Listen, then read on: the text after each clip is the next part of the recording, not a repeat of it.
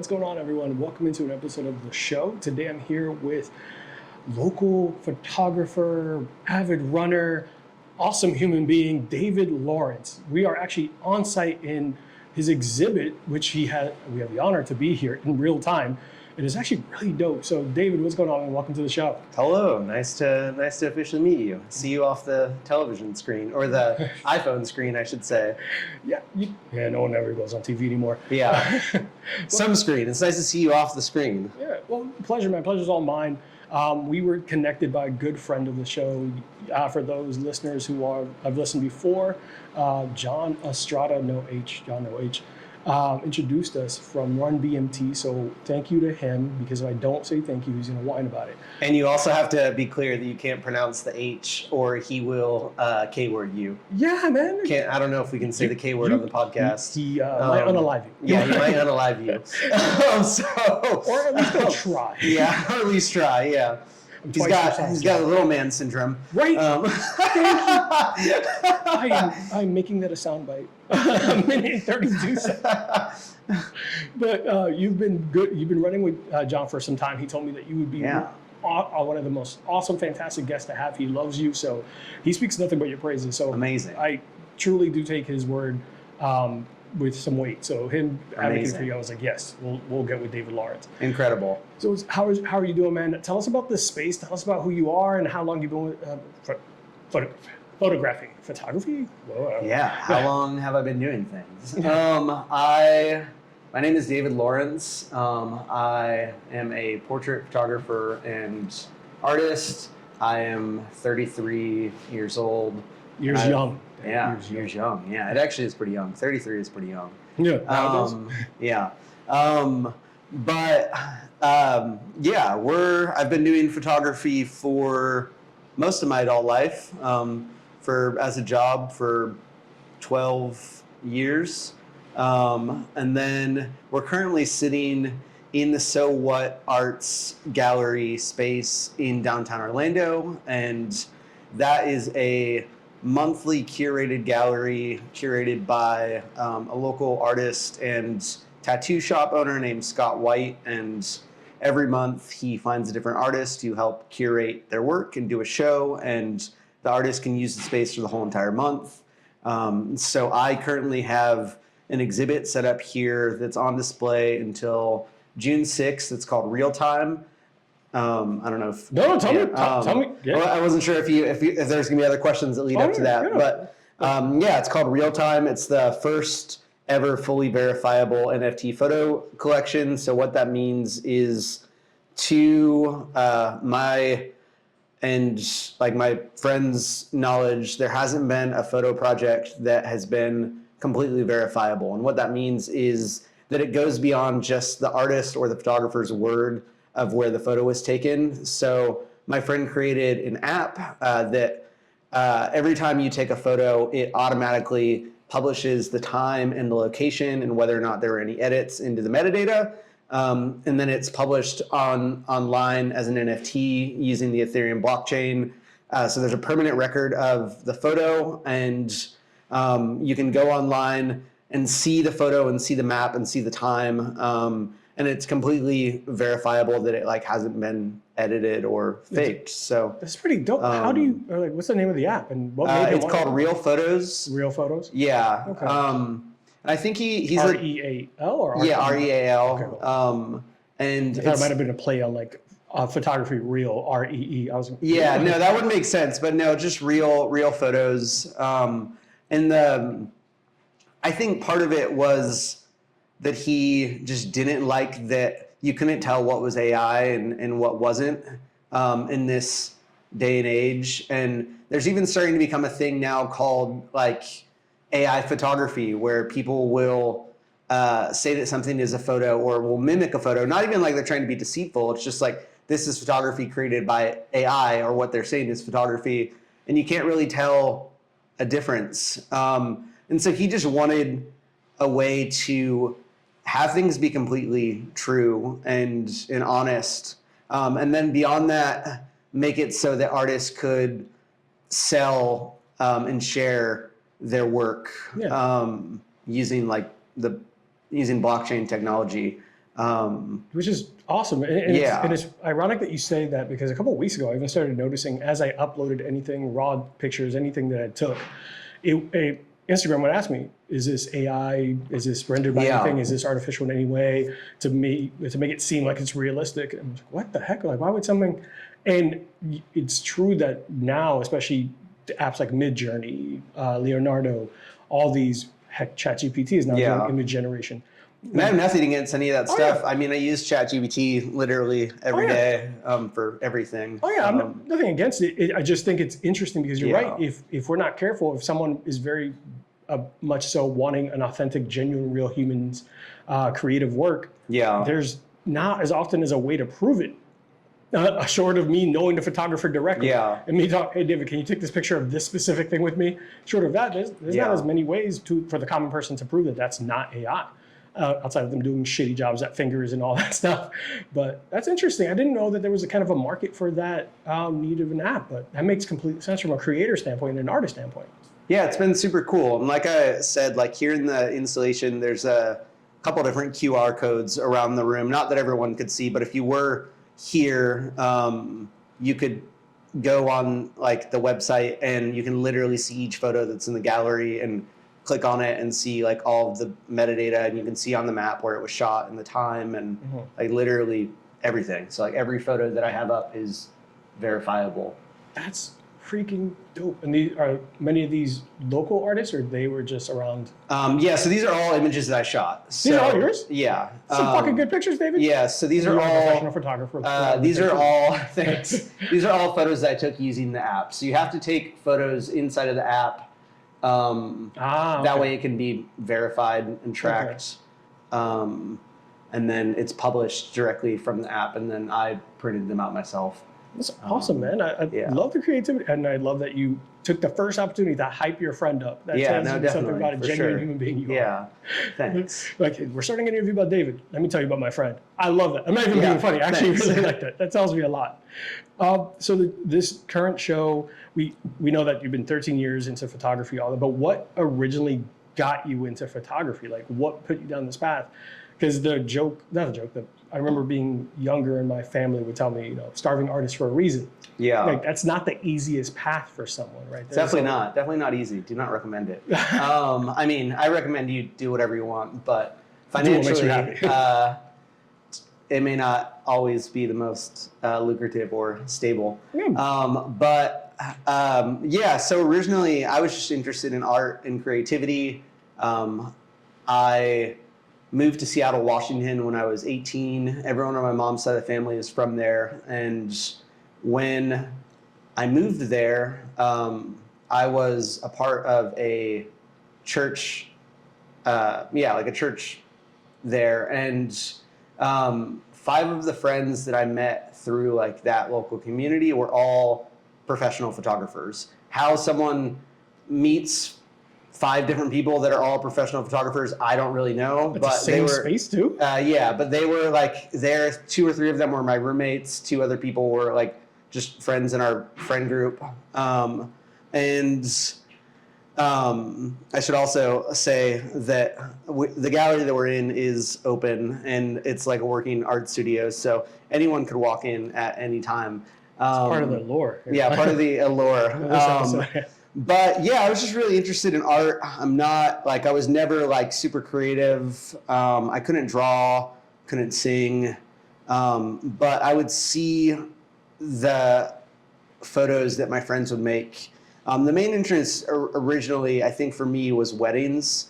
Like a friend of mine named Jenny, she was a wedding photographer. She was going to Cornish School of Arts there, which is like a pretty like well-established art school in Seattle. And I would see a lot of her work, and she would show me all these different wedding photographers, and that absolutely like blew my mind. There was another photographer who was my roommate named Will Foster, he was primarily a portrait photographer. And I remember like we lived together and he had all these photos inside his room that he had printed, and they were just like beautiful portraits of people. And I realized that as long as I got a camera with just a click of a button, I could make something beautiful. So it was just a thought at first. And then my cousin who lived in Seattle, just randomly out of nowhere, we didn't talk about any of this. She just like showed up one day and was like, hey, I got you a camera. It was just like an old film camera. She knew that you were interested and curious. I mean, I guess. I mean, she didn't know. She just thought it'd be. I asked her a couple years ago, actually, like why she did that, and she was like, I don't know. I just thought you'd be interested in it. Here she is setting you up for your dream. Yeah, literally. So yeah, I just started shooting film, and then saved up and bought a digital camera, and started photographing all my roommates, and then photographed a wedding. One of my roommates was getting married, and he was like, "Oh." I did his engagement photos just to practice because that's like what I would see my friends doing. And then his fiance was like, "We'll give you $500 if you want to shoot our wedding, and you can literally do it however you want." And I was like, "I don't know what I'm doing, but okay." And then that's pretty awesome. Yeah, give a really great opportunity to try out in a real life setting with. Yeah, okay. No, definitely. So that was like the first kind of like entryway into it, and then just kind of kept evolving and going from there. When it turned into, so went from a wedding to just kind of having fun, when that was your first camera. What was the camera? It was a Canon Rebel T3i. Oh my God. That's a solid camera. Yeah, they're great cameras. I mean, they're like $500. Yeah, I was about to say, I was like, that's not like a little throwaway bullshit disposable camera. That's a solid, your cousin hooked you up. Well, no, she gave me a Pentax K1000, which is like it's like an introductory film camera. Oh, okay. I was about to say, I was like, and then maybe like a year or so after that, I bought a digital camera. I think it was like $600. It was like a basic. Mm-hmm. I remember I had to like save up. I tried to save up because I wanted a camera, and then I this is not a joke. I ran into a guy on my bicycle. Like I was going down a hill and I blew through a red light, and a guy saw me coming and he froze. And I just like slammed into him, and he was fine. Thankfully, do not run red lights going down a hill. No. But bicycle or not? Yeah, and I hit a pedestrian on my bicycle, which I feel like no one can really say that. It's usually like the opposite. And I would never. That's never happened again, thankfully, and I would have never planned for that to happen. But thankfully, the guy was fine, and it kind of felt like one of those, like, sure, it shouldn't have been like running through the red light, but like, it's like you're on a bicycle. You're not really like expecting that someone's going to like jump out in front of you and like freeze. Yeah. It's like on bicycles, I know you're supposed to obey the law, but it's just like, you kind of just do whatever. Are you one of those? For right or wrong. And so I ended up having to he ended up going and he was just going to leave. And I was like, hey bro, like, are you sure you're can you take my information? If you get down the street or something, and you get dizzy or whatever, I feel I don't feel good about any of this. One, I'm sorry, but two, if something happens to you, can you let me know? Please let me know. And that was honestly crazy when I think back to it, because I was 19 at the time. And I was just coming home from work. I worked at this hair salon in downtown Seattle, just as not like a doorman, but just like a front desk receptionist. Okay. And so it's I don't know. I remember it was just such a crazy freak thing. And so he ended up getting dizzy. Oh shit. And so he ended up going to the hospital and getting an x-ray, and they were like, oh, you're fine. We think you're just in shock because some maniac hit you with their bicycle going down a hill. Yeah. But he was fine, thankfully. So I ended up having to use the money that I saved up for that.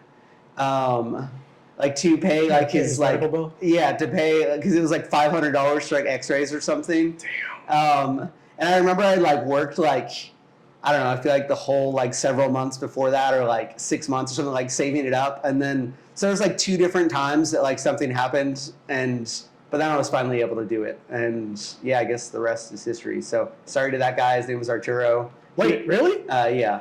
That's my name in Spanish. Oh, nice. That makes sense. Yeah, it wasn't you, was Just it? rip off a You mask. should have He's kept like, walking. I've been I'm so this mad whole at you. time. You know it's my fault. Like, I'm so mad at you. You should not have frozen in. yeah, you should not have frozen. You should have kept walking. Yeah. What a crazy story. I don't know. Like, That's still, you're right though. Like, why freeze? I feel like jumping out. I mean, okay, so I I noticed something that I do the same thing. Like, guess unless I'm in that situation, I wouldn't. like Yeah. I was driving the other day and a car pulled out like went through like a red light, and instead of me going straight without thinking about it, I just slammed on my brakes, which like in all reality it would have made sense if I just like kept driving.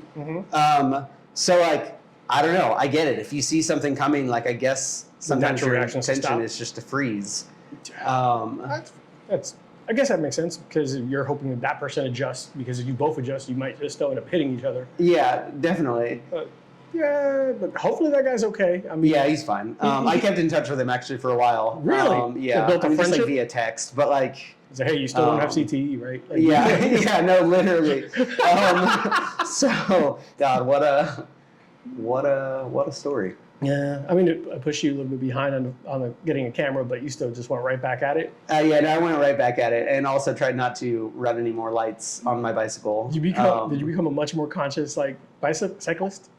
See, okay, so the thing is, I started after that, probably like a year or two, I started doing bike delivery for Jimmy John's, and it was in downtown Seattle. So like, above? yeah, and so like, basically, there would be like 6 or 7 like delivery drivers. They called them drivers, but they were bicyclists, like on a shift at the time, and the shift was like 11 a.m. to 1 p.m., 1:30. And so all the drivers would try and get as many as deliveries as they could as possible. So that didn't help anything because it was like a literal free-for-all. Like we would like weave in and out of traffic. Like because it was just like the more you could deliver, the more tips you would get. And you only had that two-hour window.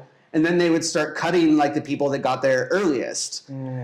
So probably not. If anything, my riding probably got even more insane, despite me almost unaliving a pedestrian. Almost unallowing a pedestrian. Still, you're like, you know what? Fuck it. I need. Yeah, I need the money. I was a broke college student. Like you're like 18. Like I'm not mad you at gotta that. hustle. Oh, I am not mad at it. We have been broke before, bro. Like I'm still kind of broke. Still definitely kind of broke for sure. Don't look at my bank account or my credit score. In 2025, I'm hella broke. Yeah. I understand. Yeah, but that's still a crazy story though, Yeah. because it. I could imagine being that moment of like I am so close to my goal, and then a personal mistake puts you behind. For but sure. you did the right thing though. Yeah. You're No, like, definitely. You're a good human being. You didn't just write off as like, oh, he'll be fine. No, I don't think I could ever like. I always wonder when I see people that like, hit a car and run. yeah, or Fucking even just hate like I hate are you. just like living double lives. Like I feel like growing up, like you'd hear about like a friend of a friend who like you found out they had like a second family. Oh or, my like, god, all the time I like, hear that shit. And it's just like how do people do that? Like not even me like judging them. I just don't know how you can like I guess not do the correct thing. But apparently it's difficult. I am Dominican, and one of the jokes in general, shut up everyone at home right now who said this joke in their head before I said it. One of the jokes is Dominicans have like separate families in different countries and states. They're like, oh, visiting my No, my family's Colombian. I feel like it's like the same. Yeah. Like literally like I've found out that I have so many relatives, Bro, like all from different families. My dad has 5 different sisters, all from different families. I am one of 8 last I Yeah. checked, and I don't know if he kept going on my dad's side. Yeah. I remember getting a phone call one time, and my mom, I think I was like 13 at the time, was like, hey, the phone's for you. I was like, all right, who is it? He's like, oh, it's your sister. And I look at my little sister that I have known her whole life. I'm like, no, it's not. He's like, no, it's one of your dad's kids. He's like, am I not the only one? She's like, no. Yeah. And that's when she started letting me know that my dad was a whore. And then there was like 8 kids running around, all these kids around the United States, some in other countries, DR and all that. And it was like, oh, the jokes aren't jokes. Like they have separate Yeah. lives and families everywhere. No, like literally, like when I found out like that I had a bunch of relatives that I didn't know. Like we found out about them through 23andMe. One of my like roommates at the time was like, "Congrats! Like you really are Hispanic." He was like, "I find out I have new relatives like every couple months." Mm-hmm. I met my brother. I went to visit DR. Long crazy story that is for like bonus episodes one day. I'll reveal how like I had to go to the Dominican Republic to get money that my dad owed my mom. That's like crazy. Like a thug. I had to show up. That's insane. Yeah. So while we're out there, we're going to go pick up like the car that my father had been driving, and to find like I see the mechanic coming up. I was like, that motherfucker looks really familiar. Dark skin, but much darker than me. I was like, no. And we're talking. My dad talks to him. They have a full conversation. And almost like second thought, he's like, oh, yeah, that's your brother. He introduces us. And he's like, he's as surprised as me. No big deal. No big deal. We're both like looking at each other. He's like, what the fuck? And he looks exactly like me, just 2 shades darker. I'm like, what the fuck? Like, That's this is literally crazy. Weirdest. Yes, it was the weirdest fucking thing. He's as surprised. He's like, oh, shit. When did you Nice get to here? meet you. Yeah, it's nice to meet you. He's like, are you from America? I was like, yes. That's crazy. Do you still talk to him? No, not a single one of them. That's crazy. And it's not like out of any malice or anything like that. It's just, yeah. I think that that relationship with my dad and all that, they might have also fractured relationship where their frustrations with him might have turned into how they interact with the rest of us. So we kind of just like, we don't like that guy. And we just don't talk. But whatever. That's for bonus episodes, guys. Welcome to Bourbon and Therapy. Incredible. We're going to take a quick commercial break, and when we get back, we're going to get to know David a little bit more, hear more about what got him into photography, and everything else about him. And the man, for once, is on this side of the lens. So be right back.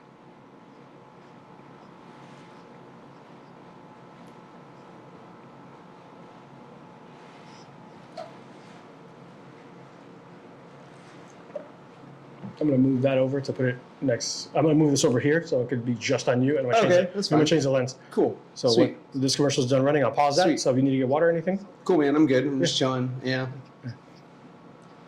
This is my don't drink and drive commercial. So.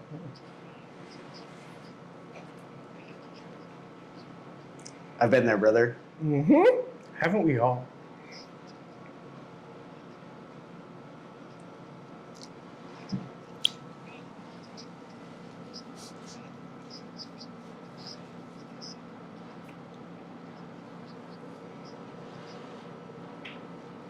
All right, that's paused. I will move this and put the camera on you to get a much better, cleaner, nice shot. Now that we got the wide shot. How do you feel so far? What do you think? Fine, just chilling. Yeah. You should definitely talk more about your family, just in general. Me? Yeah. Why? I don't know. It's just like I feel like that stuff is fascinating. Oh yeah. That's John. Yeah. How long have you been hanging out with John? We both just do it of our own accord. You didn't get that from him? No, I didn't, because I had my old roommate would always just be like, oh yeah, and then I just started doing it back to him, and now just fucking do it all the time, for better or worse. Like in the grocery line, I'm like, the lady's like, that's $14.92. I'm like, oh yeah. She's like, I'm sorry, sir. Oh, nothing. Oh, that's awesome, because that's exactly what this motherfucker does. All right. Ready to go? 3, 2, 1. All right, guys, we are back, and then I just realized that John and David apparently say the same random. Go ahead. Oh yeah. God damn it, Jonathan. Yeah, I'm broken. Nothing to do with him. You know what? I don't want to say we, but I was gonna say you can probably assume what we are watching in our free time. Mm-hmm. We're broken human beings. I don't know if it's broken. No, I know. Nah. But John does do that, and I do that of my own accord. So, yeah. I found he just did the noise while I'm setting stuff up. And So John asked me, what are you going to talk about on the podcast? And I was like, honestly, the last time I was on a podcast, which was a couple weeks ago, which it isn't that often. It just happened to have done one a couple weeks ago with some friends. Pretty popular. I know. They have people make up a fake ad at the end. And I was like, yeah, actually, like, I've had like really bad herpes for a long time, and I like am working on like a numbing cream that like helps take away the pain and like just like gives you like really soothing comfort. And I told John this while we were like standing in line at a coffee shop with a bunch of people around. And I don't think he was expecting me to say that at all. Do you have the ad right now? Can you do the ad right now? No, that was it. Yeah, that was literally it. But Hilarious. and then they just like went with it, and we talked for 5 minutes about this herpes cream that I was working on, and now it's coming up again. But at the beginning of this podcast, my poor mom, I sent her a video on Mother's Day of there's an Asian content creator who does this thing where like he will pull, like he'll set a glass on a table and he'll. There we go. We've been sitting there for 35, 45 more minutes and not recording shit. I've done that. Yeah. Sure. Oh my God, I did a video online for a drink. Fucking, I thought it came out perfect. And then I go look, I was like, I didn't record shit. Definitely not hit record on things, and I've definitely had a lot of friends that do podcasts not record their episodes. Oh, yeah, you were working with Scotch and Good Conversation with some Yeah, I've done Peter. stuff with him a couple times. He's a good friend of mine. He's a cool dude. He was in our old podcast. He came to my opening a couple weeks ago, so I saw him. Peter. Right? Yeah, Peter. Yeah. We had him as on a guest on my old podcast, Full Frontal Nerdity Show. Okay, I remember that. Right. I mean, I remember hearing that name. Yeah. That's cool. It was a really, I love that show. But That's dope. It ran its course because just stuff. People, the host now lives in Kentucky, and he was feeling like he was moving a lot in his job. Yeah. So it was demanding more time of him. Yeah. Third chair, same thing, focus on her career. And I was like, I'm down, but if I don't have YouTube, I'm not doing it. And then a couple of years later, I picked this back up. That's super cool. But all right, we are back. All right, guys, we are back with Mr. I might just call you D-Law because it makes you sound like a thug. Listen. Yeah, go for it. I gotta get it tattooed on my knuckles. Do that. I'm gonna eventually get a face tattoo. What? Is he gonna say D-Law? I mean, why not? Like, it's not like I'm gonna get fired from my job. I mean, maybe it might sway some clients, but like, who? Yeah, I don't know. I'm gonna fire myself. Yeah. Like, maybe that's a little naive, but you can't fire yourself. Yeah. Times have changed too. Even now, like, tattoos are a lot more acceptable. Yeah, no, for sure. Even if you needed to go into a different industry. Yeah. What the fuck? You're doing photography. You're behind the camera. What does it matter what I look like? Fuck, definitely. Worry about you. Yeah, no, for sure. I also love the tattoo of the paper plane on your arm. Oh, thanks. My friend, I was like, that's a good little shout out. My friend Kat, she goes by Kat's Tats. She started out doing stick and poke tattoos, and then just basically taught herself how to use a tattoo gun, which is crazy. And that's like what she does full time. How long has she been tattooing? It's probably been like 5 years now, maybe. It's been a while. Yeah. That's dope. Yeah, it's super cool. I'd love to meet her. Yeah, that'd be super cool. That'd be really rad. Yeah, I'll show up to the studio right there. That'd be fun. Hell yeah. I'll record you guys getting tattooed. That would actually be sick. Yeah, that would be super sick. Hell yeah, I'm down. Let's do it. We'll talk to Kat's. Nice. Amazing. Tats. Not a sponsor, but maybe affiliated. Yeah, incredible. So, I do want to make a correction. So I missed. He fucked up. I fucked up. Yeah, he fucked up. So it's not 5 Points Liquor Store. It is 5-Star Liquor and Wine in Longwood, Florida. Details matter, kids. Details matter. So that is where this bottle you could procure, but it's right near Wakava Island. And for some reason, I thought it was 5 Points, which is, David told me it was in Atlanta. A little neighborhood in Atlanta. They got a record store there that's really cool. There's some little restaurants, surf shops. It's cool. Yeah, little hip spot. But it's little not grungy. Little grungy. Yeah. But definitely details matter. It is 5-Star Liquors, and just let them know that Bourbon B.S sent you, or that you found out about them from the Orlando Whiskey Society. There, I fixed it because it was going to drive me fucking bananas. It's going to drive me so crazy afterwards.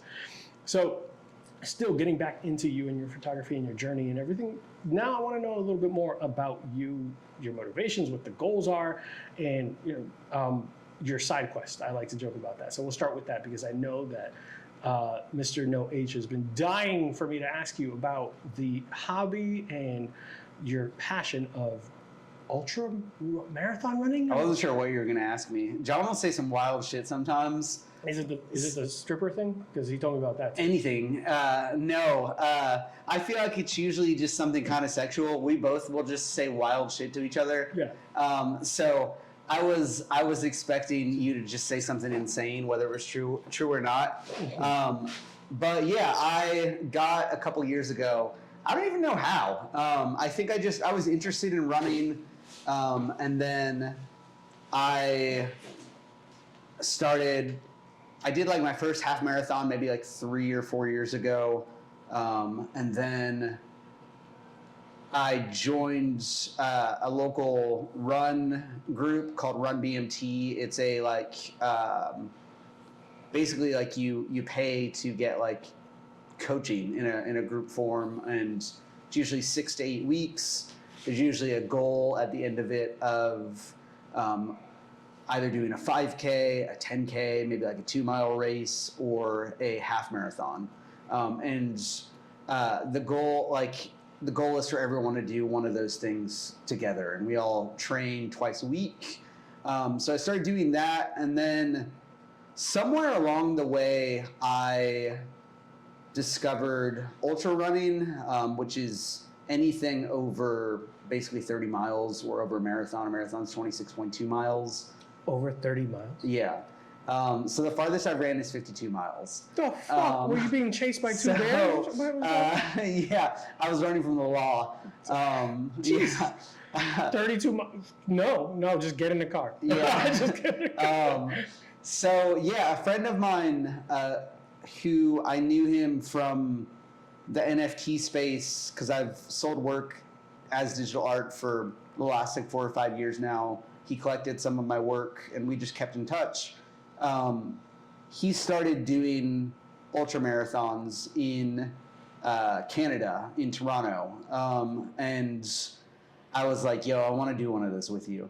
How many have you done? Just 2. Oh, that's more than I would ever.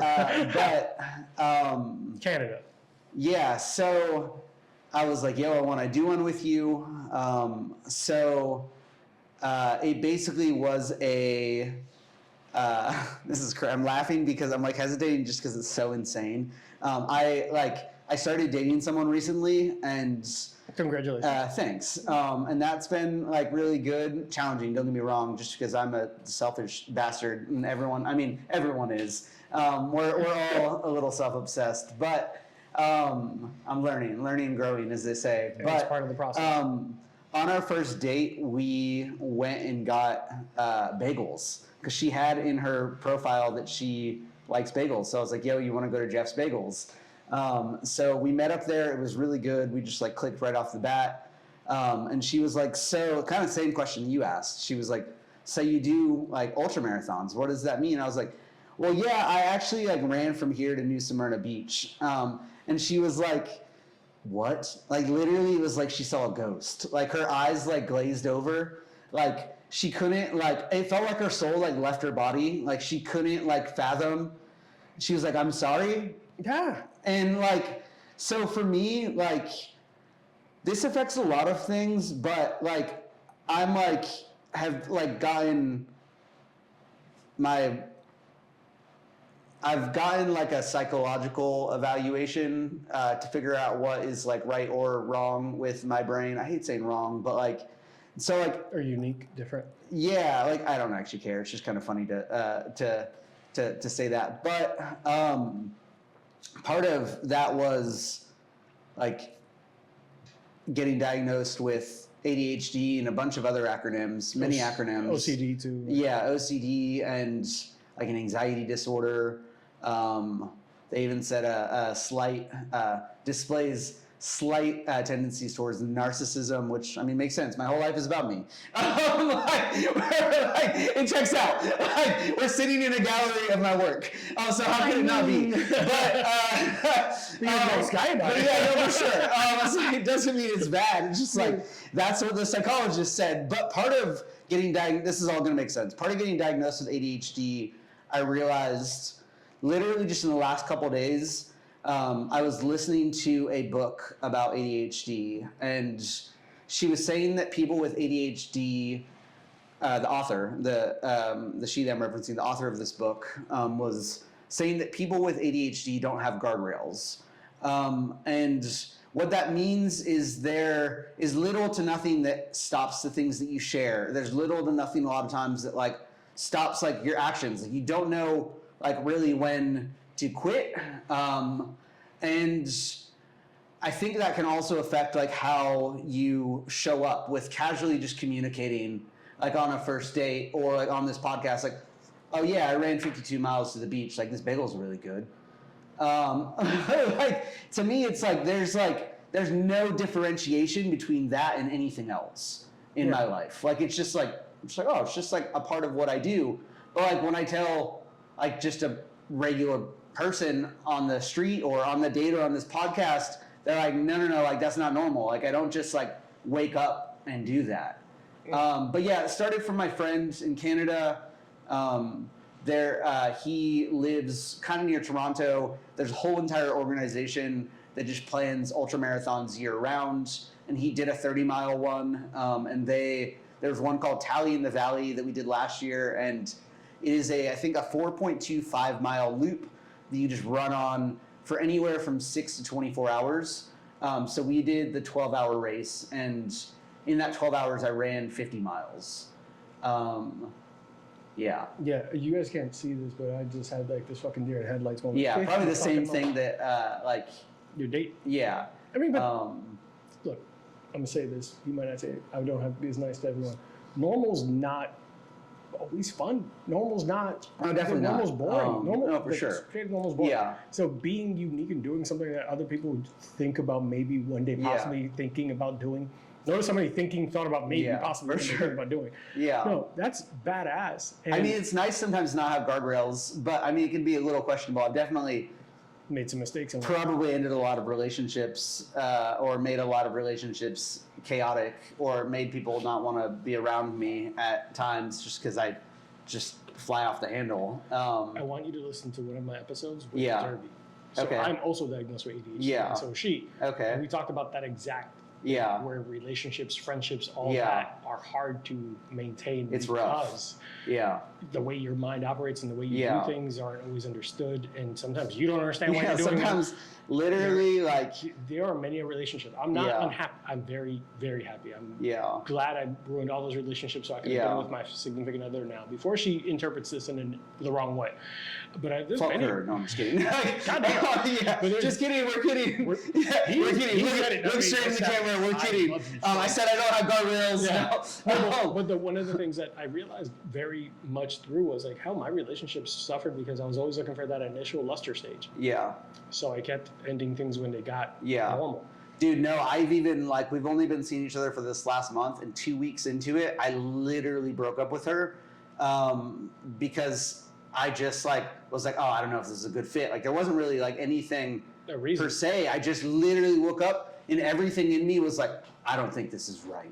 That's interesting. And because I've done that shit. That's why I'm saying it's interesting. Yeah, I don't know if that's an ADHD thing, but it is and it's a couple days. It depends on the type too. I guess it depends. Yeah, but a couple days later, I was like, oh, I miss this person. Everything's fine. It literally was nothing fucking happened. Obviously, things did happen. But to me in my brain, it was just oh, it's just another day. I got it out. And it's there are real life consequences to that. But I guess if you're neurodivergent, you don't always realize the weight of your actions. And again, it's not an excuse to be unkind to people, but there literally is sometimes nothing protecting you from that. I don't know. It's wild. No, it is. Do you feel I'm assuming you were open with her about your ADHD or? Oh yeah, for sure. That was I think that's another thing that's I've been in enough relationships, and not even romantic relationships, just life in general, that right off the bat now I'm just I have ADHD. Sometimes I'm just gonna say or do shit that I'm not thinking about, or again, I have to take responsibility for everything, even the things I don't think about. But sometimes I'm gonna literally wake up and be convinced of something. This doesn't happen a lot, but I'm gonna wake up and be convinced that I'm supposed to do something, and then do it, and then the next day act like nothing ever happened, and life just goes back to normal. Yeah, I've gone through that. It's insane. Yeah, from the outside looking in, it always looks to someone else that things are erratic and wild, and you might get typecast or thought of as a certain way, but it's not your intention. For sure. Just you're what? Does no one else think like this? It's always interesting. Yeah, and I think the guardrails thing is the best thing that I've heard explained. that like really helped me when I heard that, because I was like, oh, my life makes so much sense. Like, I don't have the normal guardrails to differentiate like thoughts, appropriate versus inappropriate. yeah, or even Sense. feelings. Yeah. It's like there's been so many times where I've felt something and been like utterly convinced to go follow that feeling. This is gospel. This is 100%. Yeah, and then it like fades away, and like I go back to whatever the thing was before. Like, but it's like nothing could have like talked me out of those things, and it's wild. Like our brains are literally wild. Yeah. Like for me, I on our episode with Derby, we talked about, because she does roller derby and she found her like athletic profile to like help manage her ADHD and medication for her. But I spoke about like I became very focused on projects. Hey, at some point I was the project. I wanted to lose 65 pounds. I got into great shape. I did all this. I trained in different fight. I did all these things because it helped manage those impulses later on. Yeah. So while I'm in my quiet space, I could fucking wall out in my own personal space, and then it made me normal, and that's neurotypical to everyone else.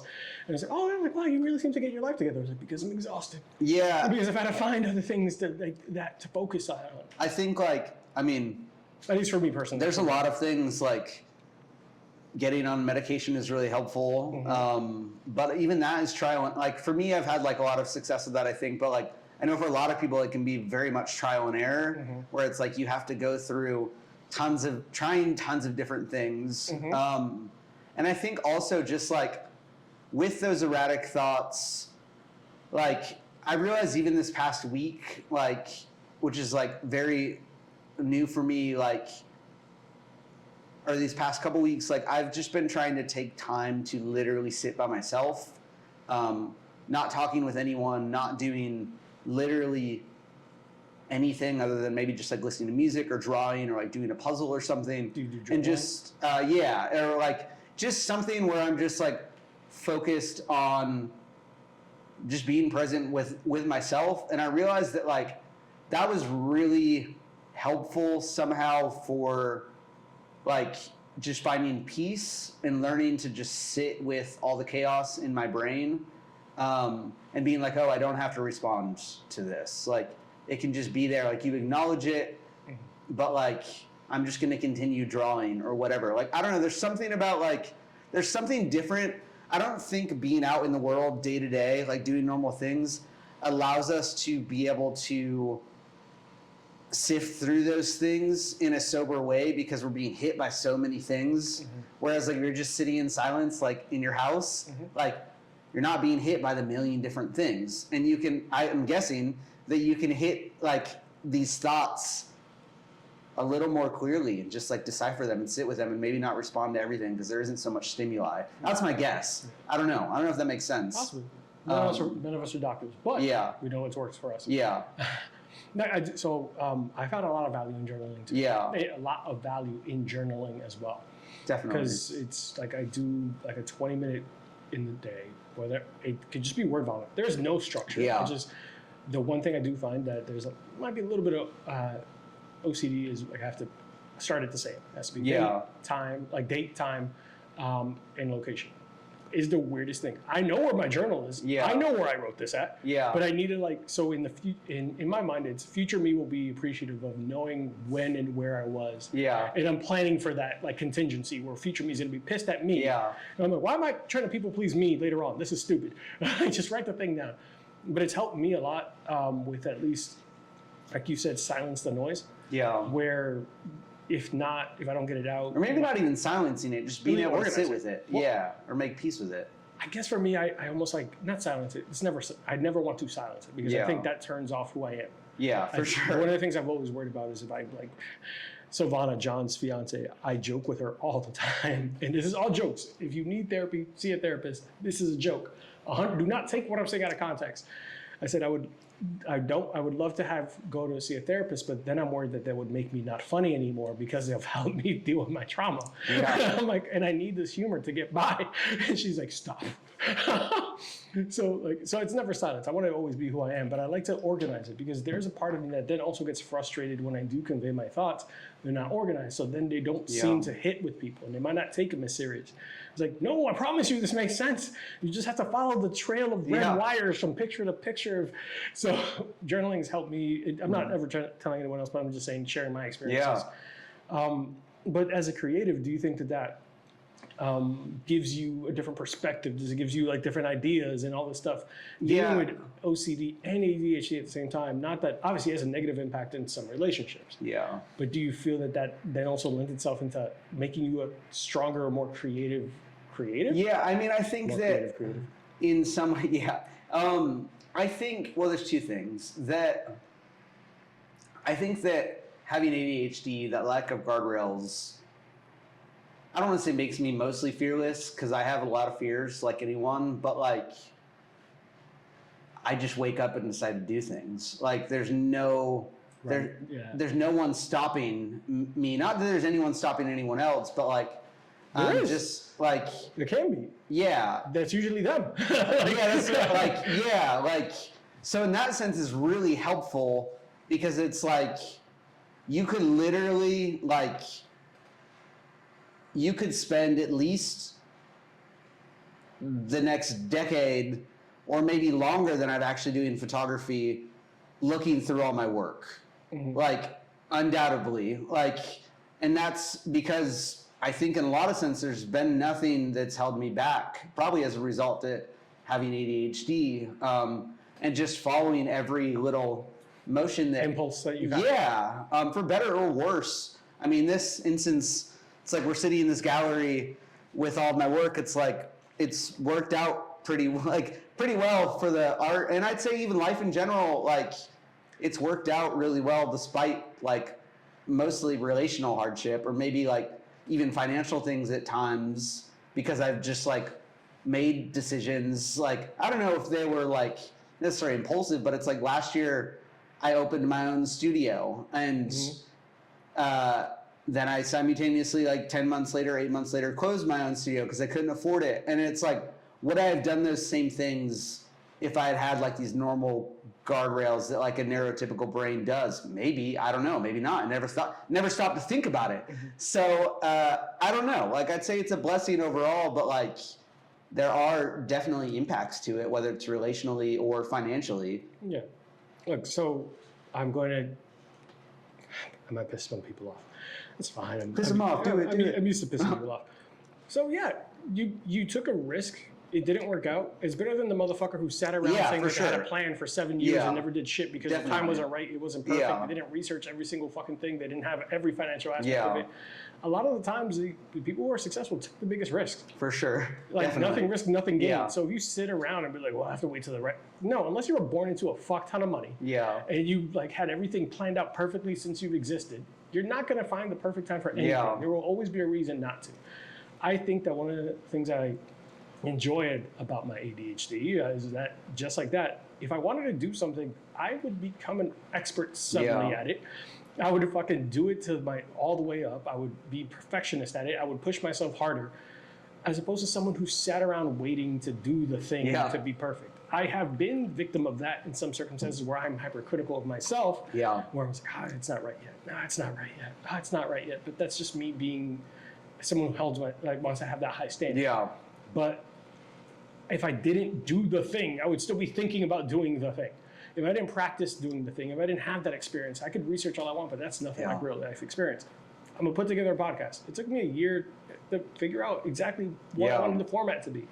I wouldn't have gotten that from reading a book about it, thinking about it, planning it. No, I wouldn't have seen the real life like ebbs and flows of this. So yeah, there's some good parts of, hey, I have no guardrails, so I'm not scared to take a big risk. Yeah. That's dope. Yes, it should be grounded sometimes. We understand that each other. I'm thousands of dollars in debt now. You think all this equipment is free? I have Patreon, but that doesn't. I have Patreon too. Subscribe to both of our Patreons. If you want this dope shirt that contains alcohol. I don't have any rewards other than just knowing you're supporting the kind artists. Yeah. I'm not going to send you anything other than photos in your email, which are nice, but his is better. So sign up for his. No, sign up for both of ours. Yeah, sign up. We have glasses, sign up but David has fantastic talent in photos. Listen, you won't ask for money for you. Give him money. No, you can ask for your money. I'll take it. Sign up for my Patreon, patreon.com/IamDavidLawrence. I think there's like 30 subscribers, which is pretty sick. Like, that blows my mind. That is dope as hell, man. Yeah, no, it's amazing. It's super cool. Those are the 30. Sign up for mine too, because yes, no, seriously. Being really honest here, but I think that's awesome, man, that you were able to take those risks, whether they worked out or not. You have that experience, so now when you revisit that, you know what to and what not to do. Maybe. You would hope at least there's gonna be a point and be like, I've seen this. No, for sure. There's definitely things you can learn. Like, yeah. I've seen this before. I know what's about to happen. No, We're for not sure. doing that. Yeah.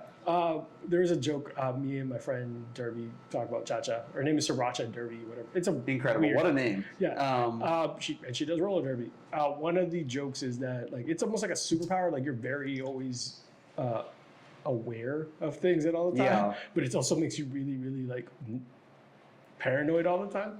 So she's like, yeah, there are times I'm running into a situation that's slightly similar to something I've gone through. She's like, nope, absolutely the fuck not. Meanwhile, it's like it was just slightly enough. Yeah, no, for sure. Sometimes that can kill you. Yeah, it's like, not kill you, but it's like prevent you from experiencing things. Mm-hmm. Yeah. But that's why the lack of guardrails is great. Yeah.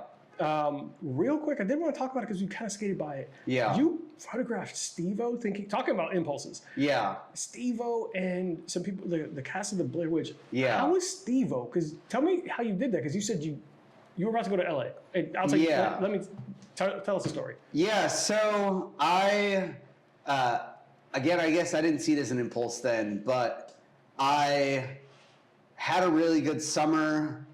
I got hired to do photos for the city of St. Augustine, which paid a lot of money. Like there's no way around it. And so I think I was like 28 at the time. I was single. Like, I mean, didn't really have much responsibility. And